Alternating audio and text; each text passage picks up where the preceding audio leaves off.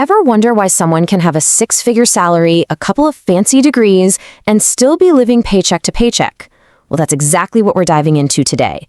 We're going to unpack the 5 key signs of financial illiteracy that can stop even the highest earners from building any real, lasting wealth. Man, this quote, it really just hits you, doesn't it? It's such a powerful way to say that being book smart and being money smart are two totally different things. You can have all the qualifications in the world and still be struggling to get ahead. So what's the deal here? What's the gap? It's not about how much you make. Not really. It's about what you do with the money you make. It's the huge difference between working for your money and having your money work for you. And that's what this is all about. We're going to break down how you make that switch.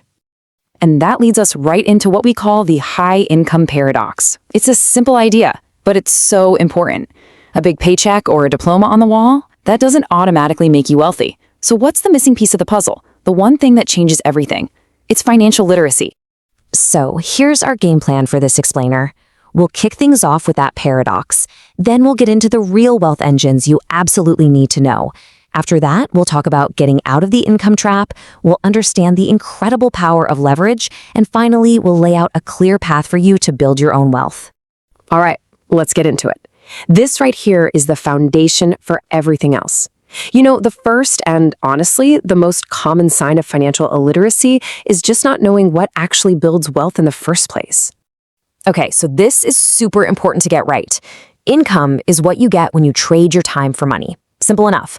But a wealth-creating asset, that's something completely different. It's something that makes money for you passively. Yeah, even when you're asleep. And that right there is the ultimate game changer. And boom, here they are, the 4 main engines of wealth. First up, you've got real estate. Think rental properties that bring in cash flow and go up in value. Second, equities. Stocks, where you own a small piece of a company. Third is business ownership, where you build a system that generates money without you having to be there 24/7. And number 4, intellectual property, stuff like royalties from a book, a course, or a patent. These are the tools in the toolbox of the wealthy. So now that we know what the wealth engines are, let's talk about the next big hurdle. We're actually bundling 2 symptoms together here because they're basically 2 sides of the same dangerous coin. Relying on a single paycheck and an old school pension for your entire financial life. What's so revealing here is the total mindset shift. On one side, you have pension thinking. It's a survival plan. You grind it out for 30 or 40 years, your income dies the day you stop working, and all the while inflation is just eating your money alive. But on the other side, you've got wealth thinking. This isn't about surviving, it's about thriving. It's about building multiple streams of income, achieving financial freedom on your own schedule, and creating a real legacy.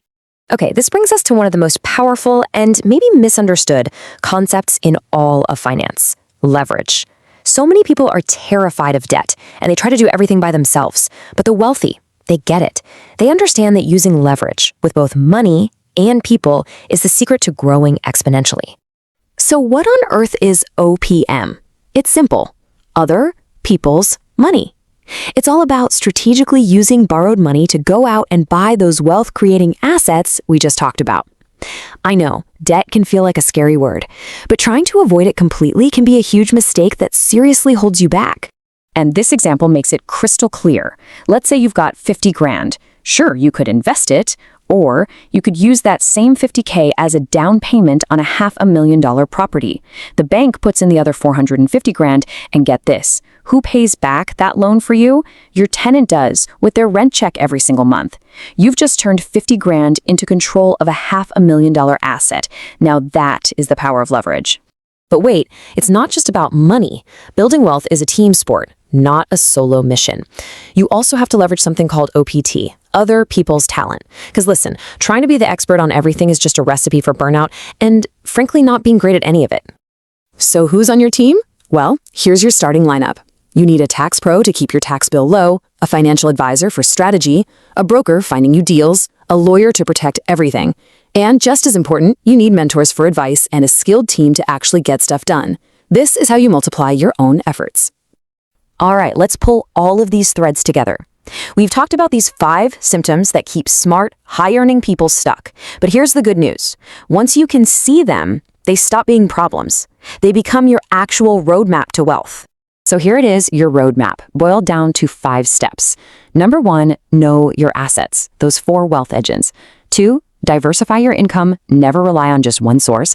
3, learn how to use other people's money strategically. 4, shift your thinking from just a pension to building a real legacy. And 5, build that expert team around you. You know, at the end of the day, building wealth isn't really about your IQ score or how many hours you work. It all comes down to financial education. So the final question isn't about your salary, it's about your strategy. Are you ready to close the wealth gap?